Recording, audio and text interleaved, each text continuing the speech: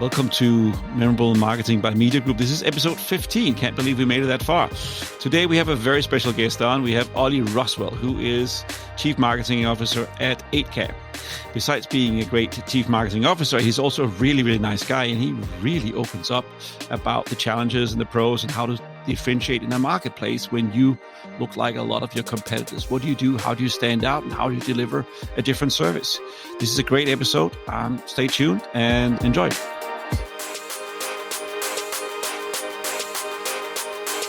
I think there's also an element of creativity and execution, which I don't think gets talked about enough in our industry. Ollie, thank you so much for taking your time to come on the podcast today. Absolute pleasure to join you guys. Thank you. Ollie, just want to talk a little bit about your journey leading up to becoming the Chief Marketing Officer for 8cap. What were you doing prior to that? Prior to 8cap, I was running a marketing team at a company called ETX Capital, UK-based spread betting CFD firm.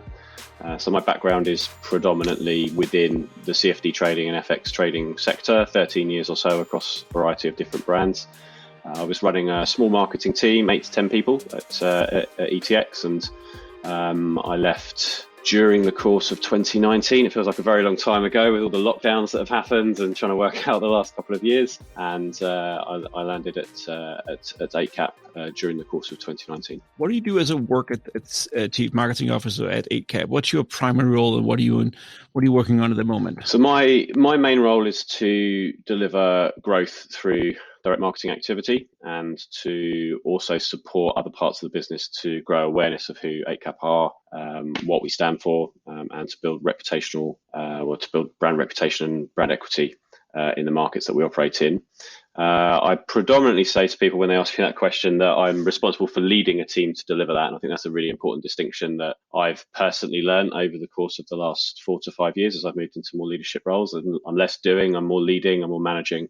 And that's quite exciting. So I lead a team currently of just over 20 people out in Bulgaria. We've got a marketing arm out there and a small team based in London. We hope to have a few people in Melbourne, which is where the head office for 8cap is based. And we're responsible as a group for delivering brand strategy, digital acquisition, conversion optimization, CRM activity, working with partnership teams, working with our sales teams in order to deliver growth for the business across the various units that we operate within.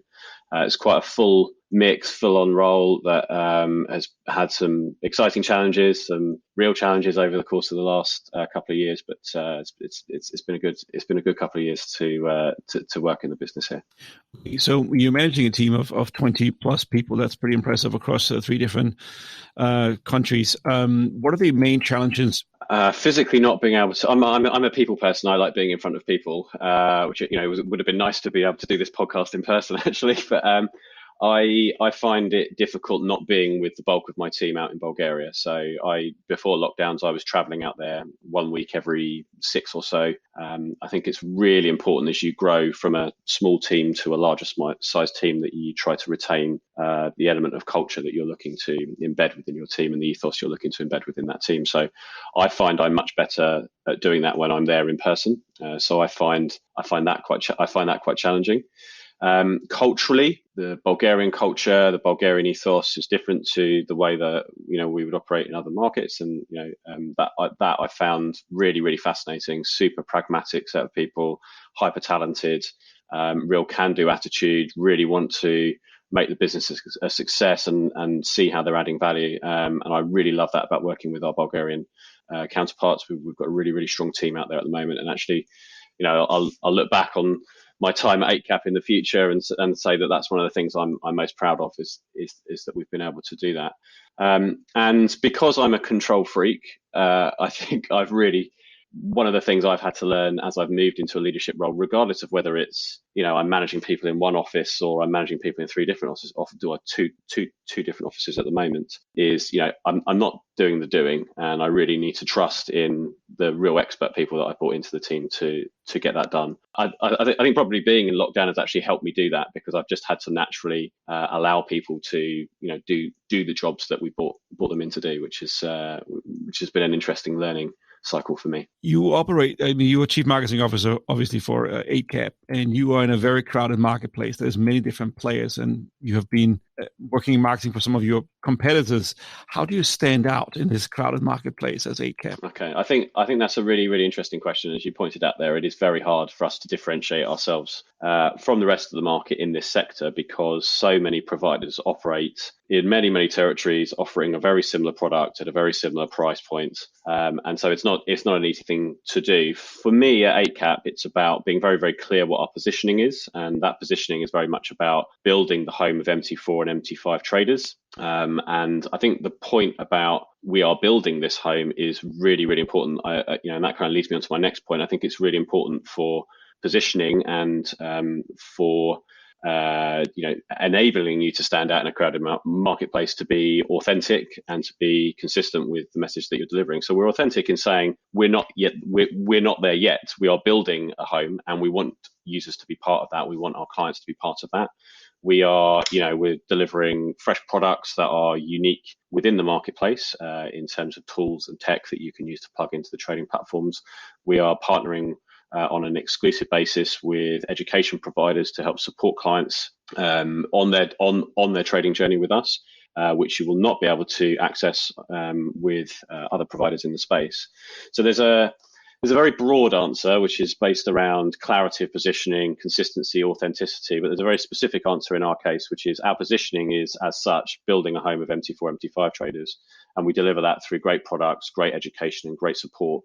I think there's also an element of creativity and execution, which I don't think gets talked about enough in our industry. And you'll see the same ads, the same executions on, in your social feeds, in YouTube, even, TV ads in our space on Bloomberg and CNBC have been very consistent and, follow a formula. I think creativity and execution, I'll be very honest about it. I don't think we've really cracked that creative level that we need to get to. And I would love to see the work that my guys do over the next year or so really venture into a much more creative territory. I'm unable to really express what that means yet, because I think we need to go through that process ourselves as a creative team. And that's always quite an exciting journey. How do you get your customers? What platforms do you use to get them, and what is the hook, and how do you try to get them in? That's a good question. I think there's two parts to that. I think there's ensuring that we are tapping into what's hot right now. And so at 8cap, we've just launched a massive range of cryptocurrency derivative markets. We've launched, I think we're in between 250 and 300 at the moment, which is, as far as I'm aware, at the point of launch, was the largest range in the market.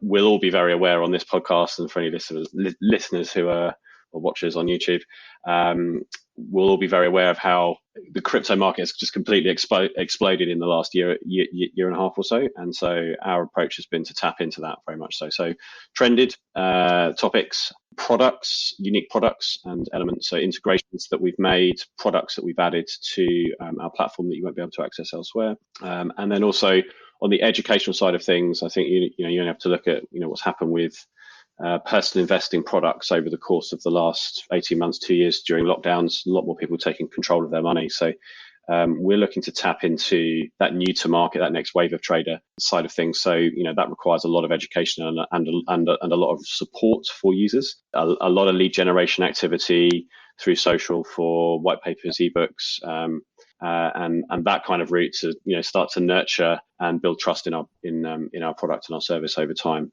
So I would say it's kind of those three areas broadly. There's an answer. The other answer to that question is on the channel side of things. So we're a business that's built off great partnerships. We've got a brilliant partnership team that I don't personally manage. It's managed by another member of the team here at 8cap, but a great partnership and affiliate team. So we're very partners and product led is the way that our CEO likes to describe things. And the role of direct marketing over and above that is to start to layer in a new wave of growth in markets where partners have already kind of pushed forward and started to develop a commercial growth in those territories. So, traditionally, like every other business, search, social, display, affiliates usually tend to be the ones that generate the most acquisition. So search of people searching on Google for this specific thing. That's where you want to be found. Is that where you're primarily getting your customers from?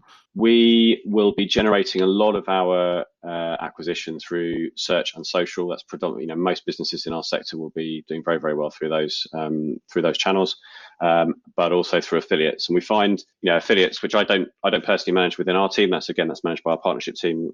Those guys are doing a great job to bring in, fresh wave of users from that channel.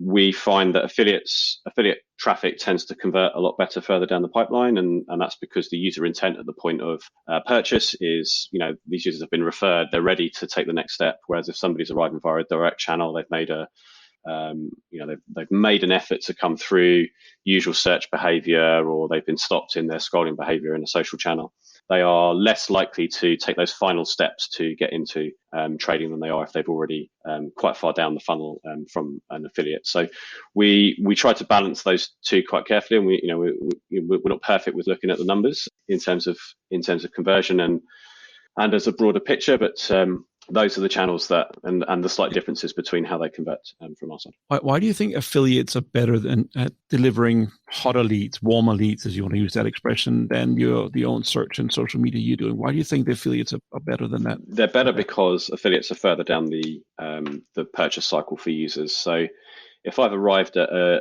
normal affiliate site in our sector, I've probably searched for best MT4 broker, best Forex broker. And so I'm showing user intent behavior that suggests I'm ready to actually make a decision about who I want to trade with and sign up with, and who I want to trust, essentially. Sorry. So the affiliate sites are mostly comparison sites where people can go in and read and understand the comparison between the various trading platforms. Got it. Exactly. And those affiliate sites will be very strong from an organic search perspective, and will be mopping up a lot of traffic for more broader searches also, which also helps nurture users down that purchase cycle.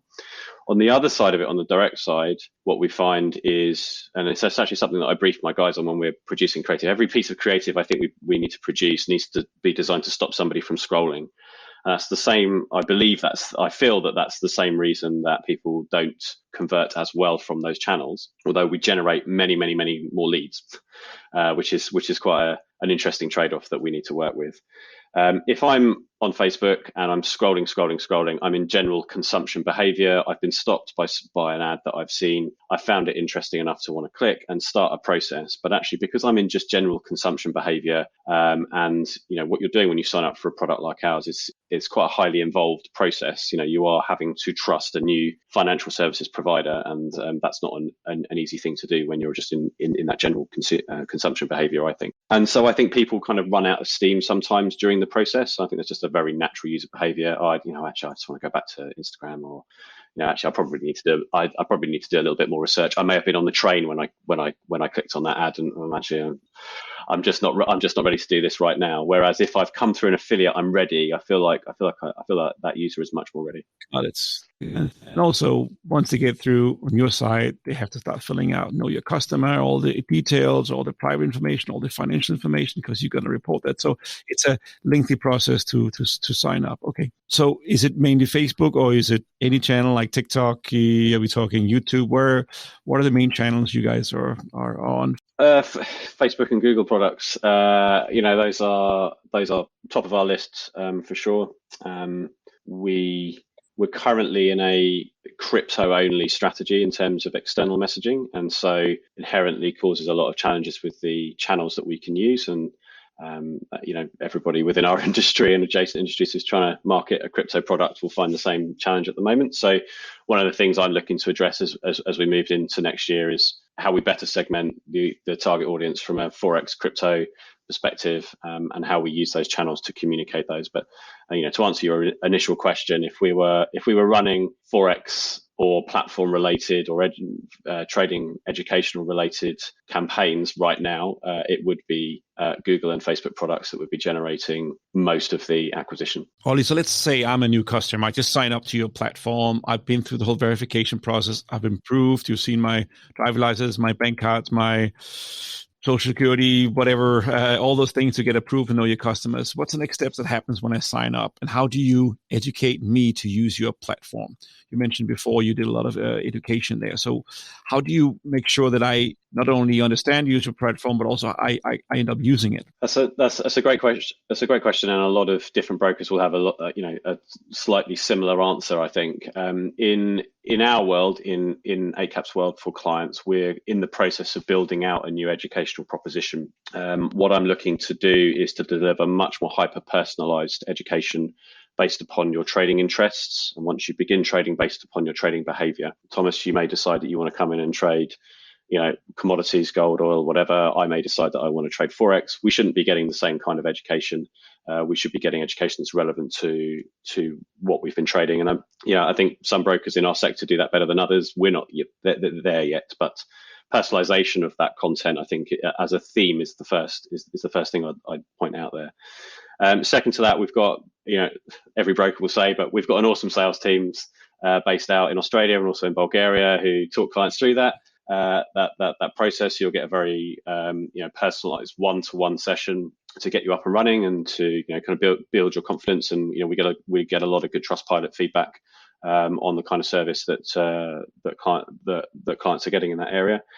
And then the third kind of pillar to that is ongoing education. So there's two sides to that even. So there's the how do you use the platform and how do you develop a strategy and manage that rationally moving forwards, not emotionally. So I'm actually looking to bring in what I'm going to describe as a kind of guest analyst setup at the moment. I'm looking to bring in various analysts from around the industry, partners that we work with, to provide personalized analysis on a monthly basis, switch those guys and girls in and out. There's a lot of great content producers out there that we can introduce to our clients. I believe that that's a better way to do it than having in-house analysts always producing the same content, because you're adding extra value, extra flavor, extra insight into trading behavior. And then on the how to use the platform side of things, there's a new range of educational videos, the usual stuff you'd be able to get on YouTube for free or whatever you'd need to. But there's a very basic level of video content that needs to be produced, pre-recorded, so that users just have everything that they need in order to download the platform, how to set a stop and limit, get your watch list ticking over how you want it. There's plenty of directions to go in, and there's a lot of content that can be produced, but I'm trying to distill it down into those areas. I like that you are doing the one-on-one. I think that builds trust, as you said, and also hold people in their hands and make sure they understand it, because it's easy just to let people come in and dump them. Here's a site, you go ahead and knock yourself out. And, people are sometimes overcome with fear of too many options, too many things to do. And if people are confused or people have too many options, then they do nothing. So I think that's a good idea to hold people by their hands. So good on you. That's really interesting, actually. I think simplifying that process in the early stages for users and demystifying how complicated this is. It's not. It is. You download a platform, you find a market you want to trade in, you have a clear indication of what's going on with that market through other tools that you're using or other research that you've done, and you have a very clear set of risk parameters on a trade by trade basis. That sounds oversimplified for sure, because trading is not always simple. But I think demystifying things in that early stage to build trust and also credibility is really important. So you mentioned before that you want to start working with content creators. Are you already working with content creators? Or is that something you want to go in and do? And when you say content creators, is that people on YouTube? Is people who have their own channels? Or we're not massively far through that process at the moment. There's a mixture of traditional FX educators, crypto trading educators that exist within our industry that you'll be very familiar with, I'm sure, and more recent YouTube content creators, I would say. But we are looking to tap into those that have built their reputation over many, many, many years, not just in the last couple of years, people who have, maybe worked on trading desks in the past and gone off and done their own education courses, education providers within the sector. And I think it's really important for users for our users that they get access to some of that content on an exclusive basis. So we're quite excited. We've got a few people lined up behind the scenes, and early 2022 is when we're going to start bringing them in to deliver analysis for our clients. And I think we'll let's do that for a good 6-month period, work out how we feel that's going, and move on from there. I would imagine your next question is going to be, let's talk a little bit more about content. Yes, I would love to talk about content. Yeah. I mentioned earlier that it's hard to crack the code. I mean, in coming in with original content being different. Are you working with agencies? Are you coming up with your own stuff? Is the team in Bulgaria? Where do you come up with the ideas for the content that you guys are creating, or at least for the marketing perspective? We're fully in-house at the moment. Everything is done in-house. I've worked in various businesses where we've had some agencies, some in-house, all in-house, most agencies, that kind of stuff. So for now, we're fully in-house. We have a couple of members of the team that are responsible for delivering content. We deliver a pretty similar range to a lot of other brokers in the sector. A lot of blog posts, a lot of guides, a lot of updates, week ahead, things like that. And I think what we're now looking to do is to get more into a content distribution strategy. So we've got a lot of core. We're very good operationally at delivering lots of content. What we now need to get better at is how we distribute that into other channels. So talking Medium, Reddit, Quora, and other content distribution methods as well. So that's probably the biggest challenge that my team have right now from a content distribution strategy perspective, is how do we make the most of all this great content that we're producing for our clients over time. And that's not an easy thing to do, because it requires extra resource, extra time, extra knowledge of new platforms that perhaps some of my team members haven't used before. You can do a podcast at some point. I have to. Will we do a podcast at some point? It's been spoken about. I think I would. It has been addressed so far. I would love to put us in a position where we can produce a regular podcast. I think we've got some fundamental things to get right with content first before we get to podcasting. I'd love to have you on our podcast when we do it, though, Thomas. I would love to come on. Thank you so much, Ollie. You already invited me. Thank you very much. I appreciate it. So previously you mentioned that you do a lot of searches and you get people through Google searches. Are you doing any SEO, any link building? Is that something you're focusing on? We are to a degree. I would describe, and I'm very open about this with anybody I speak to, I would describe SEO as my nemesis, a bit like my kryptonite. It is my one major weakness as a marketer.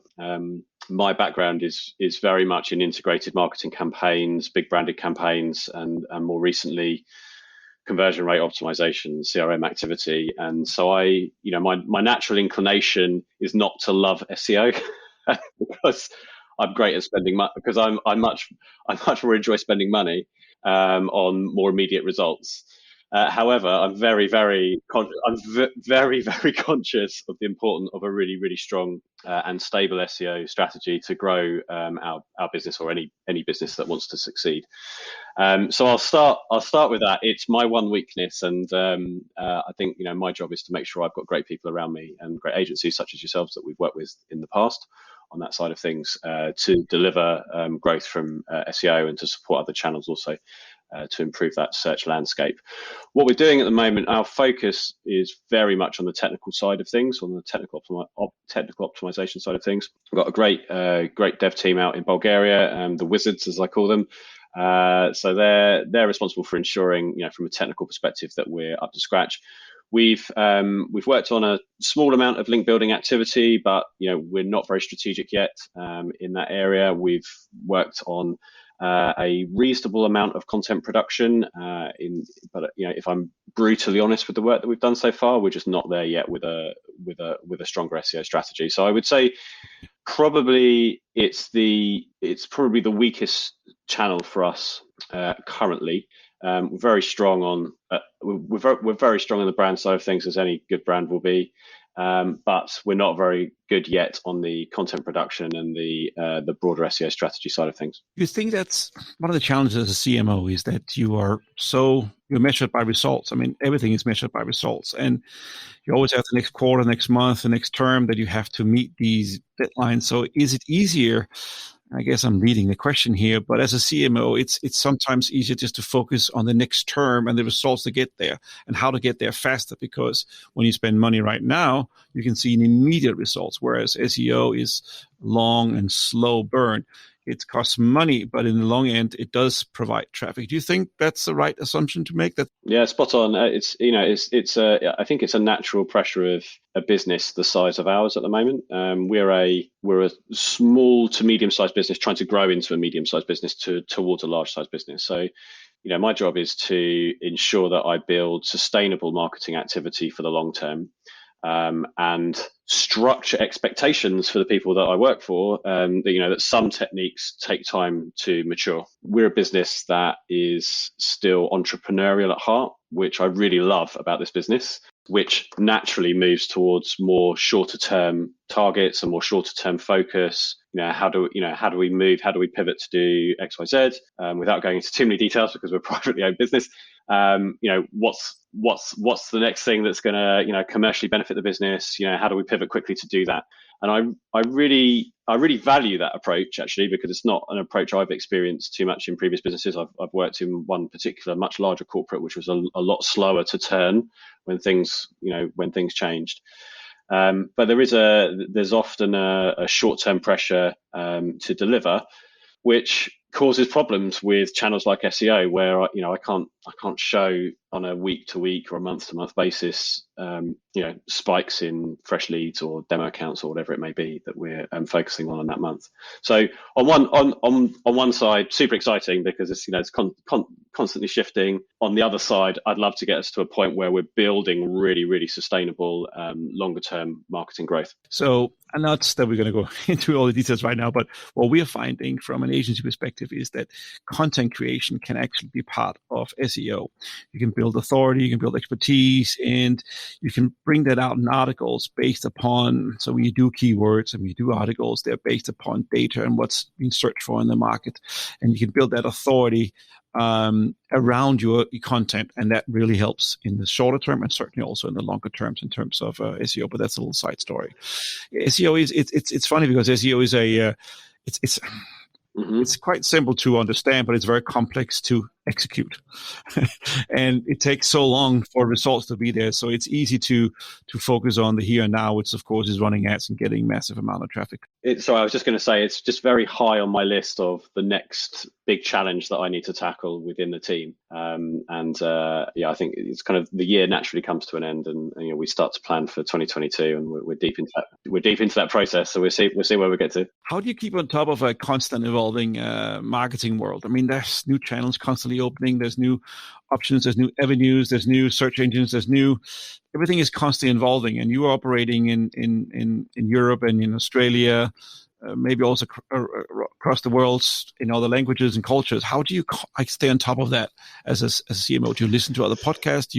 What do you read? What is it you can recommend that you do to educate yourself in a constant evolving world? There's a couple of people that I follow on LinkedIn that I really like. There's a guy called Louis Grenier, Joe Glover, who runs the Marketing Meetup. I really like the work that they do. I think it's just a really interesting slant on do I describe it as a kind of static marketing world? There's less creativity in marketing because we're so much more data driven in the last 10 years. And so I think those guys produce some really, really interesting content on that type of topic. I do feel, part of the answer to this question is I feel like my head's going to explode sometimes with the amount of information there is out there, the amount of opportunity there always is, the amount of approaches that we all get from people selling products and services. And I think one of the things I work quite hard on is just to distill some of that down and keep it focused on what it is we're trying to achieve as a business, understanding our target audience, our marketplace as much as I can with the research that I have available,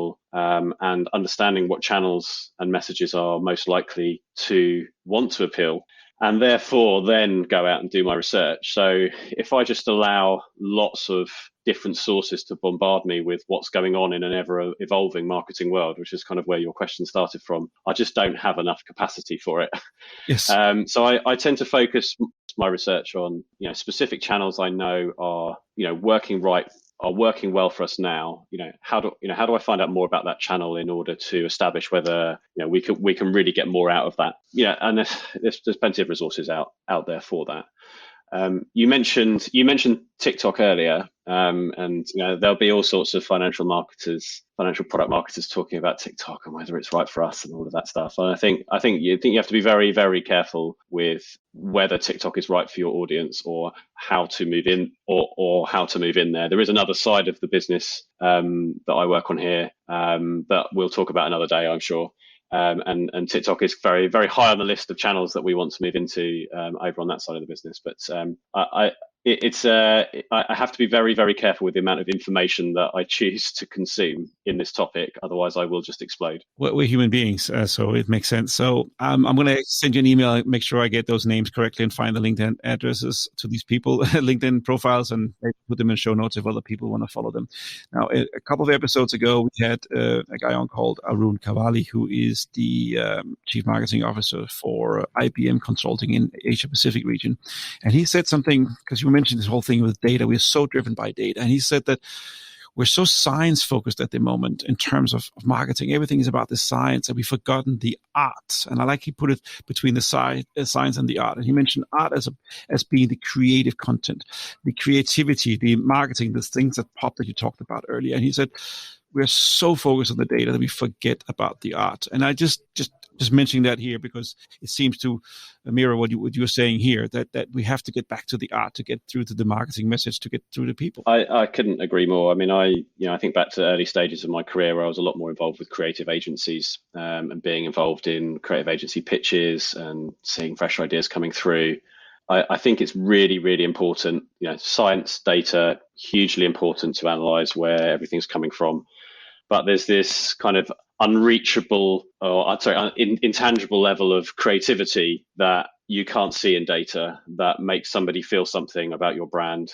And you talked about how do you stand out in the crowd, and I mentioned creativity of execution. A great content idea. There's examples like, if I think back to, what's a good example? We use Always Like a Girl there. I've got two daughters, so I'm fascinated by campaigns that are focused in on those areas of how younger girls develop into women.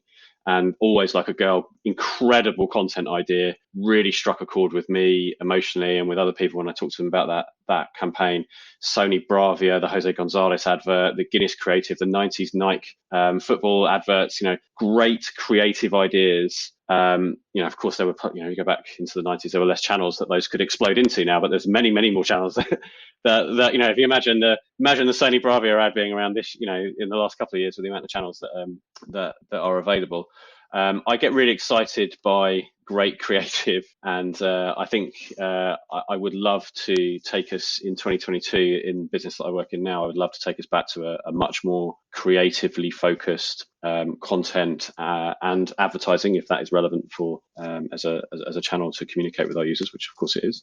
I'd love to take us back to a much more creative thought process. Thankfully, I'm very fortunate. I've got some really, really good good creative people in the team that I work with, and we'll be focusing on that a lot more over the next couple of months. Ollie, what are the things you've done that's been most out of the box as a CMO at 8cap? Well, in terms of projects that we've run that have delivered growth, I'm very proud of the work that we've done on two specific events that we partner with an external company with. So we partner with a great company called BK Forex, who's run by a guy called Boris Schlossberg and also Kathy Lean, both co-founders, to run an event called TraderFest. And we've just recently done a second iteration of that, which we've renamed to CryptoFest. You can see what's happened there. Those guys have been responsible for creating that product and running that event, which we've been heavily involved with. There's a lot of work that's been done in my team and other teams, and also on the BK side with all the speakers that are involved in this this digital event to deliver great educational content on the weekends that they've been running, the pre-promotion, post-promotion activity that's kind of been produced through that period.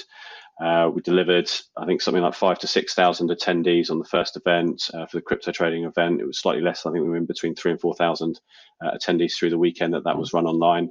And then there's a lot of work that's then done. I think a lot of people, kind of can run some of these events sometimes and then, forget the next bit, which is trying to nurture and build, trust in you as a provider to take the next steps. And so we've done a lot of work on incentivizing and nurturing attendees to those events, and it's been a very, very successful process for us to get people in to consume a load of free content, working with great partners that we're very fortunate to have contact with, and then to get them into our environment and to nurture and incentivize has turned out to be quite a successful technique for us.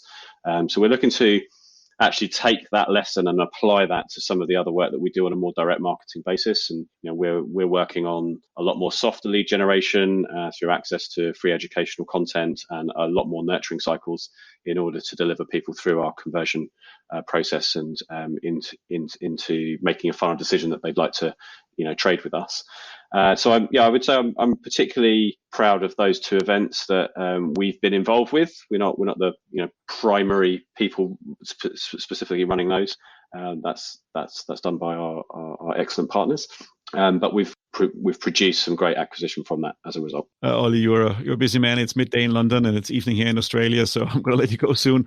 But just before we end this, is there something we haven't covered you want to talk about and tell us? I think I touched on it a little bit earlier, and it's actually more about the if there are any kind of mid-level marketing managers looking to take that next step into more leadership roles. I think it's just being very, very conscious of the difference between managing and leading and your role in creating and cultivating good culture within a team. If there's anybody out there that would like to talk directly to me on my experiences of that, I'm very happy to offer some helpful advice on the journey that I've taken. I'm still learning every day, and it's great to be involved in this type of podcast as well. This is my first podcast. I think just being very aware that it's not an easy journey to take from mid-level into senior level, and I feel like I've learned quite a lot of lessons along the way there, and happy to help others that are going on the same journey. That's very kind of you, Ollie. Thank you so much. I'll put the link for your LinkedIn profile in the show notes. People can contact you that way through if they want to. And also, it's been an absolute pleasure having you here. And I'm certain this will not be your last podcast. This is the first of many to come. Thank you very much, Thomas. It's been great. Appreciate it. Regular audience of Memorable Marketing by Media Group, who either listen or watch this video here, this podcast, will know that at the end of each episode, pull Zane in. Zane is our producer. He's the one making sure that we sound good and we look good, not necessarily what we say. But I also always pull him just to hear his perspective on what he learned. Zane, what did you learn from this podcast? Ollie was a great guest. Yeah. And I think he dealt with a topic that was really interesting, which is the difficulty of marketing a product that isn't nominally different to many other products. Yeah. And how you go about that, how you go about sectioning the markets that you focus on, and how you talk to each of those different sectors. Yeah. And I think the way that he's dealing with it and the way that ACAP is dealing with it is the way that you should deal with it, which is through education, because they're in an industry that needs people to trust them, and so educating people is a way to gain their trust. Yeah, no, exactly. What I found about having him on was that he was extremely human. Right? Yeah, he was very honest. He was very nice, that's for sure. But he was very honest and talking about their challenges and talking about the upside, and also sharing that and being very forthright with it. And that's just amazing to have someone you can interview who is really opening up and talking about it. So for me, that was really, really good. And also, I really appreciated his philosophy towards leadership. Yeah, because a marketing team should be a marketing team and not just a CMO. Obviously, a great CMO helps a great marketing team achieve. But yeah, so I definitely appreciate that kind of leadership approach and the tendency towards favoring or trying to favor great creative. Yes. As a creative person myself, that this is kind of a theme that's been emerging recently in our interviews. So yeah, I think that's a very interesting trend that I hope to see more of. Yeah. And also he offered people to contact him if they want to have some lessons. So or talk to him about how to go from being a manager to being part of the senior team and the leader team. So that's pretty good. So it was nice to have Ollie on. Absolutely. And thanks for your feedback, Zane. Anytime. Always a pleasure.